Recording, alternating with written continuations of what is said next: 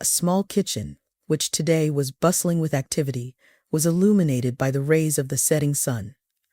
A plump woman, bustling about in the kitchen, giggled as she discussed with her son the recent events in the family that had caused a storm of disapproval and even some cutting remarks directed at her daughter.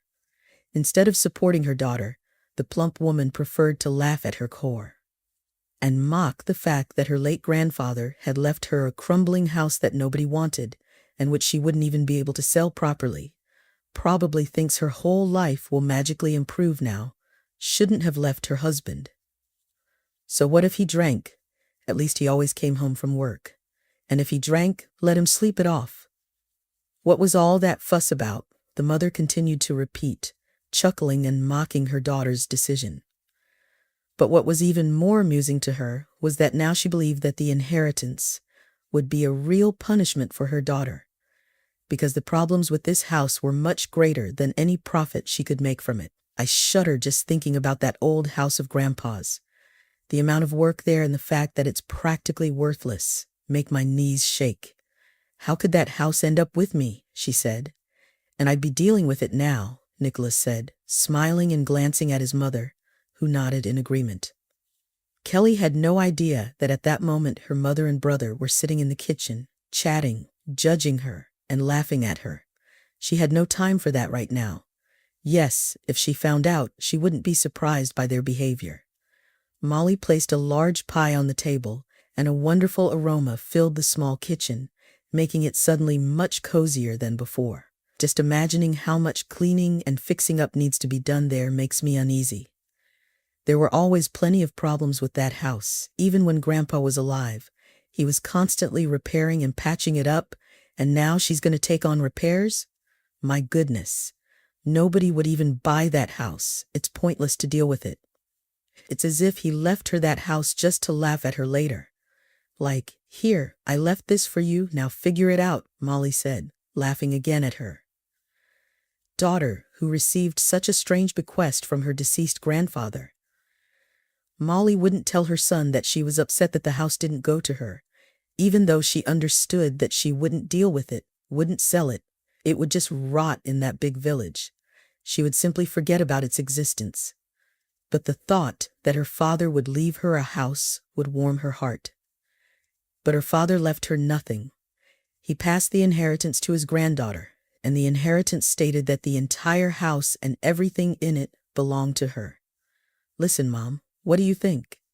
What if there really is something in that house? I don't know. What if there are some hidden treasures? The boy asked his mother. But she quickly shook her head. I know my father inside out. Believe me, I've known him all my life. This man couldn't even save a couple of bucks to not spend on something. There are no hidden treasures there. And the house itself, is far from perfect. So in a way, he left her a burden as an inheritance. He would have done much better if he hadn't done this, Molly said, patting her son on the head, and he immediately stuffed a piece of still hot pie into his mouth. Nicholas nodded, remembering his grandfather, but his memories of him were fragmented.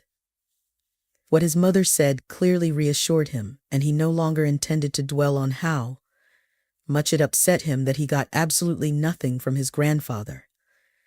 Not even a rundown shed, while his sister got a whole house. Yes, it was hard to call it a house, because living there was practically impossible due to its age and the fact that the old house constantly needed maintenance, which he didn't want to do. Yes, and Nicholas had plenty of other problems, like his wife, the little child who cried and screamed so often that Nicholas began to think it was time to break away from the family, because it annoyed him to no end, and he stopped sleeping properly, literally stopped living normally. Now all the relatives laugh that Grandpa left the beloved granddaughter an old house. They laugh at her and tell her to abandon this house. That's the kind of grandfather he was, such a strange one, decided to play a joke, like he left her an inheritance. In reality, he left her a real burden, and she, silly girl, doesn't listen to anyone. Says, if Grandpa left it, then it must be necessary.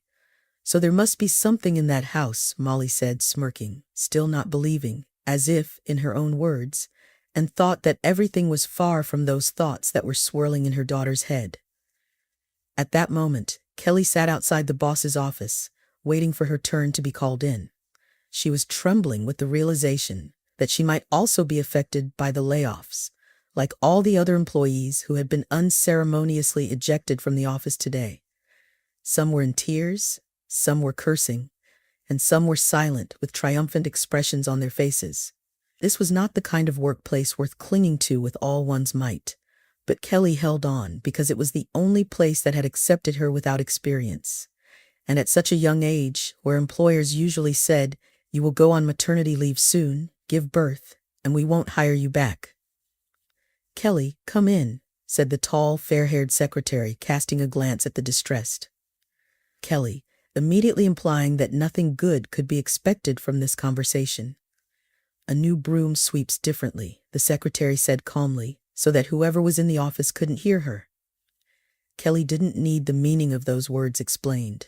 Not long ago, as soon as their office management changed, global changes began, which ended for everyone either with dismissal, demotion, or some catastrophic decisions that left people suddenly without jobs, without payouts.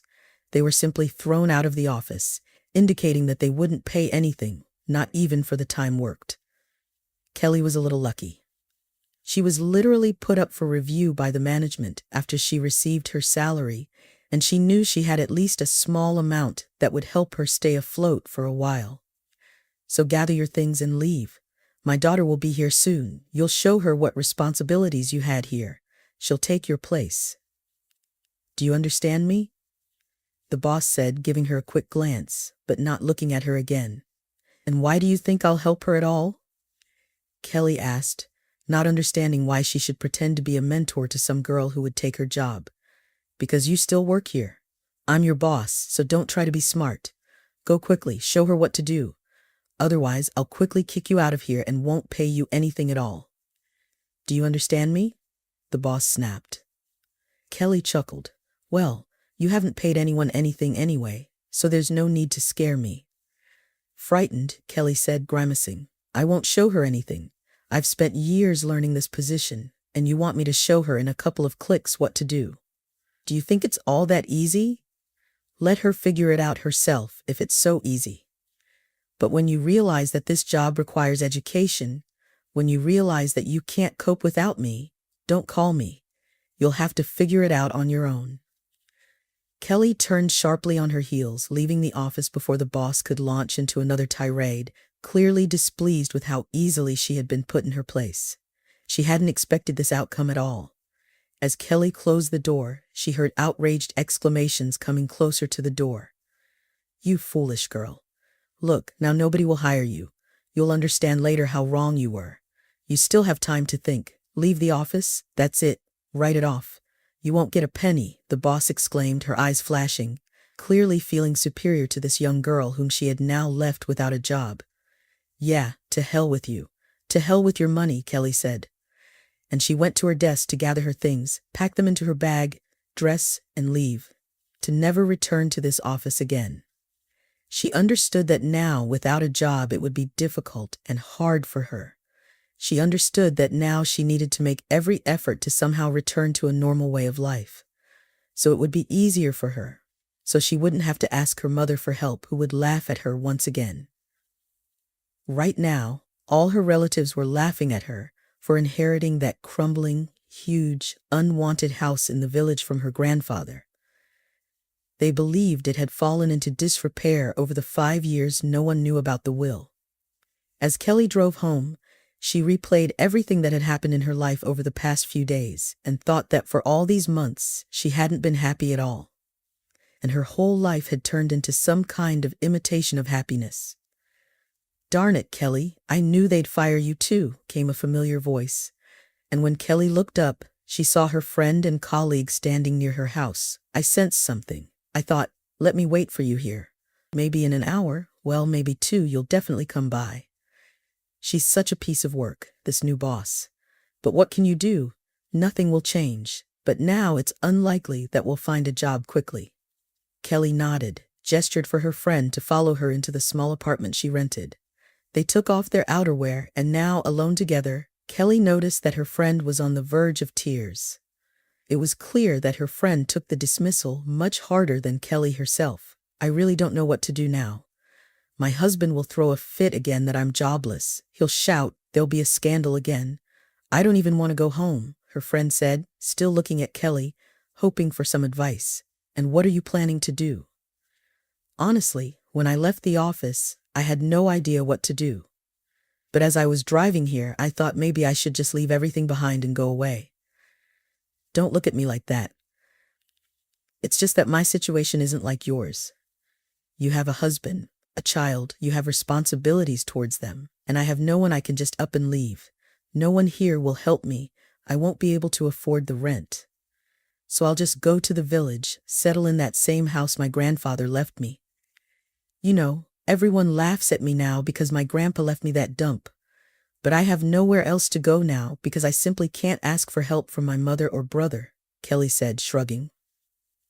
And suddenly her friend realized that her situation wasn't as hopeless as her friend's. Are you sure you want to leave? Her friend asked, seeing the doubt in her face. No, I'm not sure at all. I just don't have a choice. If after all these years of living in the city, I'm destined to go to the village and get bogged down in some trivial matters there, then so be it. Because I'm no longer going to fight against this tidal wave of problems that keeps crashing down on me, Kelly said, shrugging. Simply because she was really tired of fighting against all these twists and turns of life that were wearing her down from the inside. She spent the whole evening packing, sorting things out. She only took the essentials, and she just wanted it all to end. When the phone rang, she didn't even want to pick it up because she saw it was her brother calling. Most likely her colleague, who was close to him, had already blabbed to him that she had been fired. So he was calling just to make fun of her. So darling, how's your new life? Going to the countryside now that you're broke? Nicholas laughed, adding insult to injury. She regretted picking up the phone, hoping that her suddenly changed brother would support her instead of pushing her deeper into this pit of problems. Nicholas, did you forget you're supposed to be my brother? You're my blood. Can't you support me? At least morally. At least say something nice to me. Is that so hard? She lashed out at him, hoping he'd admit his own fault. But it was evident he had no intention of doing any of that. God, your life is such a mess. And now you expect me to always support you? You're already an adult, so solve your own problems, he said, then laughed and continued. Are you going to that dump? You think Grandpa hid something there? That miser wouldn't even share a penny. I'm surprised he left you that house at all. Go there, see for yourself. Maybe there's nothing left but ruins. Nicholas laughed again, and she simply hung up. She put him on the blacklist because she didn't want to see his number on her screen anymore. Because she was so tired of his taunts that it was simply disgusting to communicate with him. She didn't understand why other families were like families, and she was literally forced to fight with her relatives to prove that she wasn't what they thought she was. When the things were packed into a bag and a backpack, she walked out and headed to the bus station to catch a bus to the village.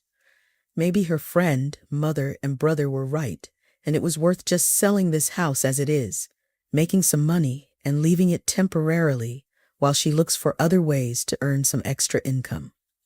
She loved her grandpa. Grandpa was perhaps the only person who always helped her, who always had her back, and with whom she spent all her childhood while her mother was occupied with who knows what, leaving her in the care of her old father. Kelly didn't know her own father, and her mother never talked about him. And when little Kelly asked about her father, her mother just got very angry, and there was no point in those questions at all. She trudged along the rows of similar multi-story houses, recalling her childhood in the village and wondering if she was as happy then. But can she find happiness there now? She hadn't seen this house for a long time. She realized that without care over the years, it probably turned into a pile of junk. But she couldn't just leave, just abandon what her grandpa left her, because she was sure he didn't leave her all this for no reason. She boarded the bus, looking around. It seemed to her that she just couldn't stay. She must go and see, even if there would be piles of junk. She will try to settle in this little village. Maybe even find some shabby job because she really didn't want to return to the city. She sat on the bus, occasionally glancing around and thinking about how she would rebuild her life, how she would have to work, independently tidy up this house because there's probably nothing to tidy up there at all. Or the situation is so dire that she won't be able to handle it with her own hands. The bus started moving, and her train of thought changed slightly. And from feeling a little easier, she felt that very soon she would be able to move away from all these thoughts a little. And when she arrives, when she tackles all this physical labor, she will be able to temporarily forget about her mother, her brother's words, about all these taunts that have been haunting her ever since it became clear that Grandpa left her an old house in the village. Kelly got off the bus, slowly heading towards that same house, trying to remember where it was, because she hadn't been here for about 5 years. Lately, she only saw her grandpa in the hospital because he spent all that time there, and she helped him, seized any opportunity to make his existence easier. But life and death took everything into their own hands. "Oh my God, Kelly, is that really you?" asked the elderly woman, raising her hands and rushing to hug the girl. "I was looking at you, not sure if it's you or not. You look alike but also so grown up. But as I came closer, I see it's really you." My heart just squeezed. "Oh, remembering your grandpa always lifts my spirits," the grandma said. "Grandma Maggie, I didn't know you were still here. I thought your son took you away," Kelly said, genuinely happy to see her. "My son went abroad. Our village is on the rise. We even got some new shops opened here, and even a cinema appeared. So life is bustling here. And you, I suppose, came to your grandpa's house? The house is old, but someone has been taking care of it all this time. It looks quite charming.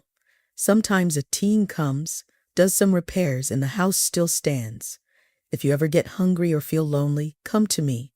I'm always happy to see you," Grandma said, patting Kelly's slender hand. Kelly warmly thanked the old lady. She was glad to have a familiar face again. She remembered this granny and remembered how she used to come to her grandpa's, how they spent a lot of time together, and how she was always ready to take the girl and, if Grandpa was called to repair another unit at the local dairy factory, she bid farewell to her. Grandma went towards the market and Kelly went to the house, which for some unknown reason was being looked after by someone. When she finally reached the house, when she inspected it from top to bottom, she stood at the gate, hesitating to enter because as soon as she entered, her life would change immediately because here she was destined to stay. And perhaps by staying in this house, she would condemn herself to this existence. She turned the gate handle. It creaked open, reminding her of that creak from her childhood, returning her to the same memories, making her shudder at the mere thought that nothing of this could be brought back. She looked at the house once again before stepping inside, feeling something tremble inside her, as if something inside urged her to stop, urged her to turn back and leave. She didn't understand where this feeling came from because she loved this house, because she always loved coming back here. But for some reason, right now there was this unpleasant feeling that had never appeared before. She entered the house and saw that indeed someone was carefully looking after it, and when she went through it from top to bottom, it seemed to her that whoever was taking care of this house would definitely not be pleased that now the house had a real owner. By the documents, this house belonged to her, so she couldn't understand who needed to take care of a house that never belonged to them. But now she tried not to think about it. When the time comes, she will find out the truth. And now she could just spend time inspecting everything, hear carefully, and at least draw some conclusions about what to do next. Kelly didn't want to sell the house. Despite being repairable and constantly maintained, it was still quite old. She wanted it to be her last refuge because she didn't plan to return to the city, especially not to stay there. What did this city give her? Unhappy work, humiliations from relatives, mockery from her mother. Yes, who knows what else was sent her way. She wanted to finally end all this, break free from this vicious circle forever. When she went to bed, she struggled to fall asleep. She kept tossing and turning, unable to understand what was happening. Some inner turmoil stirred her, and she couldn't calm herself down. sinking deeper into a kind of forgetfulness that hardly resembled sleep. It didn't surprise her because she always slept poorly in unfamiliar places, finding it hard to drift off, especially now when she was here all alone. Suddenly she heard her grandpa's voice and startled. Kelly sat up, hearing her grandpa calling her again. Shaken, but as if she pulled herself together, she looked around, got out of bed. Kelly walked into the hallway and saw her grandpa, who looked exactly as she remembered him before he got sick. He beckoned her to follow him, and she did. He climbed up the attic stairs and she wanted to follow him, but then she shuddered. She grabbed onto the broken staircase as best she could, feeling it about to collapse. When she looked down, she realized she wasn't at home at all, that she was hanging, literally, over an abyss. And she felt so scared that she screamed and woke up. It was already morning. Sunbeams illuminated the room where she slept. Rubbing her eyes, she got up with difficulty. She didn't understand what this dream was about, but she promised herself that from today on, she would climb into the attic and see what was there. She rarely visited there, even in her childhood. To be honest, she was there only once, and the rest of the time, the attic either scared her or her grandpa forbade her to go there, arguing that there were too many important things for him that he wanted to keep secret. She drank the coffee she brought with her, glanced towards the attic. She decided there was no point in putting it off until tomorrow. She changed into more spacious home clothes that she didn't mind getting dusty. She took a spray to fight spiders with her, and now she was ready to fight old memories. She lowered the ladder, climbed up to the attic, and found that everything here was wrapped in plastic. She didn't expect that whoever was taking care of the house clearly cared about there being many things in this attic that someone might need someday, or maybe someone would just keep them as a memory. The attic was deserted, filled with sunlight from a huge round window. She gradually started removing the plastic, examining everything there was, and she stopped her gaze on an old, huge chest standing in the corner. She went down, brought it from the shed, unlocked it, and knelt down to examine everything hidden in the chest. There were some old drawings vividly demonstrating how her grandpa missed his profession when he retired. There were sketches, some interiors, some inventions again, and then at the bottom of this huge chest, she saw a small velvet-covered box. Curiosity was much stronger than fear of what could be in the box, and without a second thought, she opened it right away. Killian voluntarily screamed, then immediately composed herself. She absolutely did not expect to see such luxurious jewelry in this simple yet beautiful box, which seemed unnatural for this house, for this box. Yes, not even for her grandpa, who had never had such treasures in his life. Grandpa lived modestly, never spending money unnecessarily, trying to save on everything possible. Putting aside her curiosity once again, Kelly set the box aside. But she couldn't resist, and a few days later, she went back to the city to visit an acquaintance who could appreciate such a find. Little did Kelly know that the discovery in the attic would completely turn her life upside down. "James, hi, I called you yesterday. Can you take a look?" Kelly asked, entering some kind of basement, seeing her former classmate. But as soon as he took the box in his hands, as soon as he opened it and saw these monograms and patterns, he immediately put it down on the table and jumped up. "Get out of here with this. You weren't here. I didn't see you." "You didn't bring me anything," he quickly said, stuttering. And she understood that it wasn't as simple as she thought. "James, what's wrong?" "I found this box at my grandpa's in the attic, so don't think it's anything dangerous. He left me the house. I checked the whole house, found this box in the chest. I wanted to know how much it's all worth," she said, but James immediately shook his head negatively. "Okay, here's the address. Go figure it out yourself. Do you even know whose monograms these are? Oh my God. What trouble have you gotten yourself into? I thought when you came to the village, you'd have fewer problems, and you found problems there too," he said to her, quickly writing down the address on a piece of paper. "It's the Countess of Bavaria. I don't want to say anything. Figure it out yourself. You weren't here. I didn't hold this box in my hands. Do you understand me?" To say that Kelly was stunned by such a reaction would be an understatement. She was just so surprised, so confused, that at first She thought this reaction was some kind of joke, that he didn't actually want to act like this, but he had to. Maybe because he didn't want to see her himself, or maybe because he had already lost his mind, spending whole days in this room without going outside. When she stepped out of that semi-basement room, it seemed to her that everything had changed, both outside on the street and among the passers-by. But this was, of course, a deceptive impression, and she didn't want to force herself to think that she had really gotten herself into trouble again. When she went to the address, she still kept the box in her backpack, holding it tightly to herself so that no nimble hand, like those that often appear on many buses, would reach her not to pull out this treasure, which was clearly also dangerous. Strangely enough, Kelly didn't feel any danger. She wanted to go to the owner of these jewels, ask how they ended up with her grandpa. And if she needed to give them back, she would, because James assured her that it was absolutely impossible. No jeweler, no buyer of stolen goods would take them, fully understanding to whom these jewels belonged. When she approached the house, which more resembled a miniature copy of a castle, she was amazed, not understanding who owned all this place. She pressed the button and a screen lit up. Someone answered her. She said that she probably brought things that the Countess needed. When asked what exactly she brought, she showed the necklace on the screen.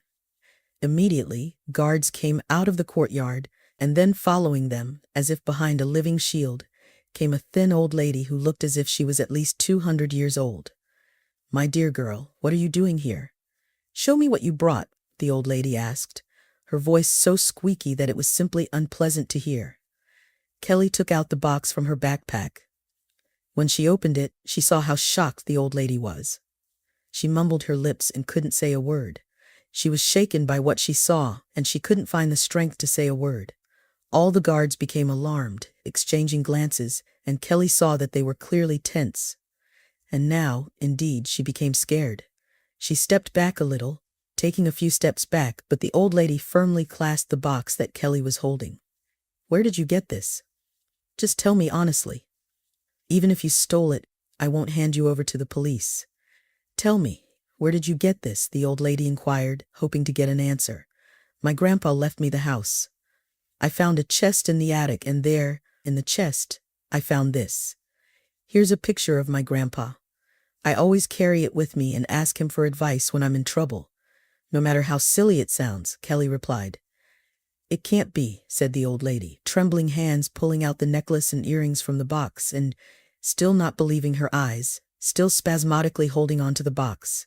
"These are my great-grandmother's jewels. I saw them. This is a family heirloom, the greatest wealth of our family. When we lost them, everything started to fall apart. Everyone started to suffer. I'm sure this necklace gave strength to everyone in our family. When my great-grandmother was dying, she said she gave it to the one she loved most in the world to curse him. And now it turns out that everything was so close. And I turned the whole world upside down, but I never found them. And these treasures came to us on their own." Kelly listened to her, but she hardly understood anything, because the old lady's voice alternated between clear and dry, making it almost impossible to listen to, as it resembled the squeak of an old door that hadn't been oiled for too long, and rust flakes fell off the hinges with every movement. The old lady was clearly not just shocked. She was genuinely happy with what she saw, and the girl understood that she was unlikely to be able to take back these jewels. And in fact, she wasn't planning to, because it made no sense. Because if these jewels really belonged to another family, then so be it. "Robert, make sure this girl lacks nothing. My God, I can't believe it. Has everything come full circle in my old age? I will be grateful to you for the rest of my life. Now go, they will write to you or call you.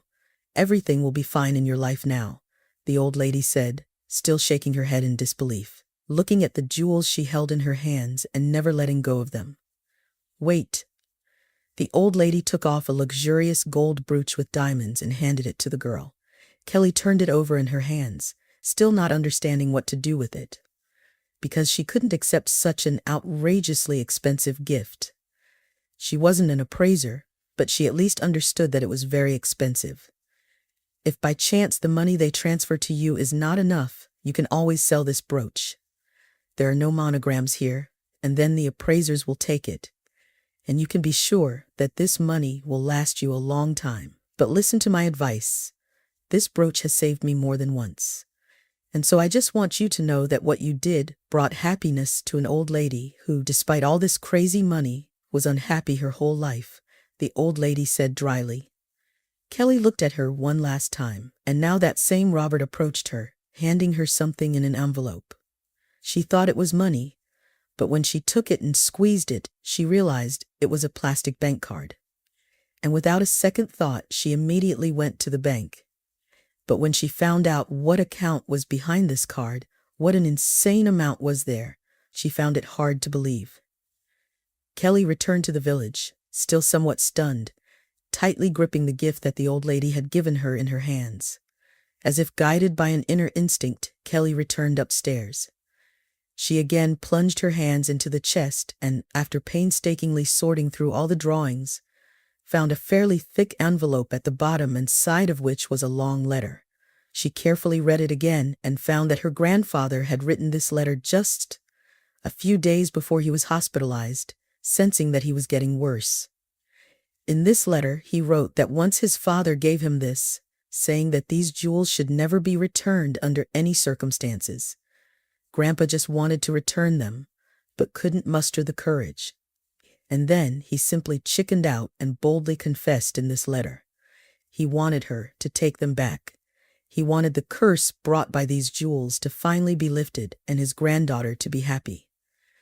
The letter revealed another secret. It turned out that all the money her grandfather saved, he deposited into the account, and money was withdrawn from this account every 6 months, and craftsmen came to restore the house.